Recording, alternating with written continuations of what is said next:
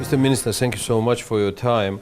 My first question is how well Georgia's economy is recovering from COVID. I mean, did all the figures, all the estimates met your expectations? How do you evaluate the situation? Okay. Thank you for the question. Thank you. First of all, let me start with what we've been doing during the last 6 months, which has been extremely challenging for the world in general, globally, and for Georgia. We were quite successful initially in containing the virus, implementing containment measures, relatively short-term lockdowns, which proven to be very effective in managing the spread of virus. This enabled us to start reopening process as quickly as possible, and somewhere at the beginning of the summer we were almost fully, all restrictions were almost lifted when it comes to domestic activities and domestic economy. The only challenge was, and still remains, still is the visitors and tourists, but that's a global challenge. But we were quite effective and successful in reopening our domestic economy. That actually contributed very positively in the recovery process. Everyone witnessed that summer season was quite impressive in terms of domestic tourism. This wouldn't happen if we did not introduce and impose the early restriction measures at the very beginning of pandemics. Therefore, I believe that this strategy was absolutely unquestionably effective. While moving to the next step of the recovering in regards of your relations with IFIs, etc., your predictions in regards of 2021, in regards of tourism, what do you think? It's quite difficult right now to have any kind of estimates, but how well we're going to recover in regards of tourism? Yeah, it's very challenging question. Do you expect at least 30-40%? We have several scenarios. So our baseline scenario assumes around 40%, close to 40. 2021. For 2021. However, again, it's I don't want to sound speculative. So as time goes, we are fine-tuning our estimates, and we will be more closer to reality. However, when it comes to fiscal budgeting, here we are much conservative, and of course we are planning our revenues and our collection based on more safe and conservative scenario. Way. Yeah, absolutely. Tell me. But still, for the next year, we expect 5% growth in general.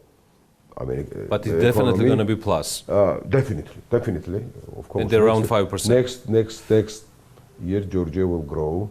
Georgian around economy 5%. will grow around 5%. Here, we share the same view with the Monetary Fund and other institutions. Another credit you were granted from local business community, international community as well, were quite successful negotiations with IFIs. Right in the beginning of pandemic, it was not just successful, but also was quite tough, quick. At the same time, Georgia gained around $1.5 billion of the total amount. I'm talking generally, including euro and dollars, and it's around 7, 8 to 12 international financial organizations with whom you had negotiated. Could you explain more? Absolutely. Because I know you could have much more funds allocated for it, but at the same time, it's worth to mention, Mr. Minister, that it's not just for 2020. That it's for period for the upcoming year. Absolutely. At the very beginning of the pandemics, we immediately, of course, rushed to our colleagues and partners internationally. And I want to say here that all of them, they were very open and responsive. So we had a very intensive months and a half negotiations with each and every of them, especially, of course, everything started with the monetary fund, and we tried to quickly assess our economic situation and to see what will be the financing gap for 2020 in order to go and then start negotiation with different IFIs. And I want to thank all of them. They were extremely open, extremely responsive, and we managed within 1.5 months almost to agree with the shake hands. And then, of course, the paperwork has started and money started arriving. And as you mentioned rightly, by the end of the year, we are expecting to accumulate more than $1.5 billion US. And again, part of it, of course, will serve as a buffer, which we definitely need more than ever in these times of uncertainty. Yeah. And therefore, for 2021, we are safe in terms of fiscal buffers. We are fully confident that our financing gap is fully covered and fully secured.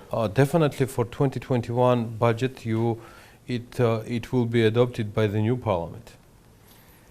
Yes, that's a true story. That will be tough. That's challenging, yeah? That's challenging. You know, there are two types of challenge. One is the time constraint, because by law we need to pass it by the end of the year. With the existing parliament? No, by the end of the year we need to pass. Yeah. So final approval. Yeah, so first two submissions will be with an old one? With the old one. Last one will be with the new one, and there is a very limited time for passing the law. You know, budget the final law, yeah. Is a law. So yeah, I am sure it will be very tough in terms of discussion, in terms of, you know, really have, I mean in terms of hearings, but on the other hand it's tough because of time constraints. So when do we plan to have the final consultations as well as with IMF in regards of 2021? As you probably know, IMF mission starts maybe in October, in the beginning of October, virtually, unfortunately. This time they won't be able to physically visit Georgia. They miss us. Definitely they miss us, and we miss them. Yeah. So the mission starts, and of course, recently we had a staff visit, and we of course talked a little bit on 2021 as well, but this mission visit will be fully dedicated to 2021 budget. Taking into consideration absolutely unpredictable and unprecedented situation happening around, you are still positive in regards of the Georgian economic recovery and the future for 2021? Look, I think we should look to the situation, to the current situation, from a bit different angle, and I mean from the more positive angles. If you look at Georgia, how this country has managed the pandemic, the COVID itself, for this period, how they managed to close the financing gap, how they use this funding, you see that Georgia has shown resilience.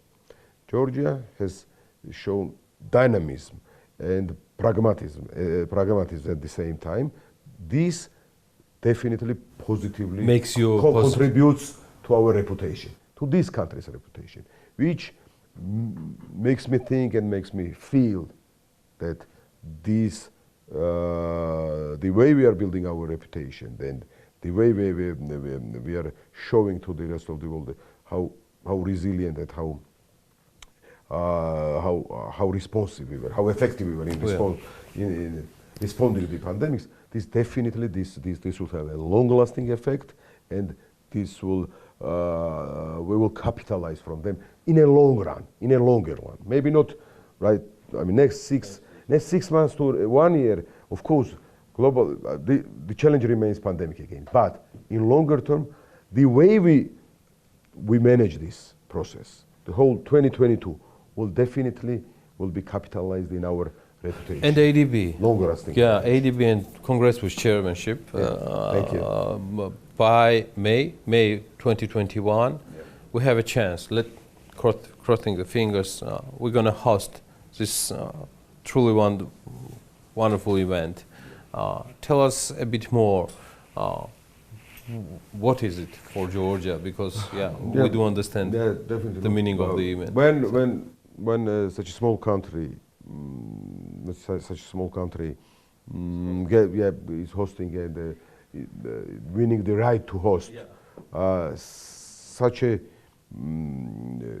huge event. It was a sort of competition. It was, and finally we won it, and we are very grateful. We are very honored with that. You know, ADB is one of the greatest institutions, and we will be receiving close to 3 to 5,000 guests.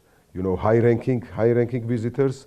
This is a chance for Georgia not only to show its hospitality and show its culture, but also it puts Georgia not only as a great touristic destination, which it does, but it puts Georgia on the map of global finance, on the map of global players, and it sort of positions us in a absolutely new and very, very interesting way, from the interesting angle, and we deserve it. We deserve it, I believe, because we are a reformer country, one of the top reformers. I believe that we deserve to be hosting this event, such a great event, and fingers crossed. We're going to be hosting it. Absolutely, absolutely. Not virtual. Thank you so much for your time. Thank you, Mr. Minister.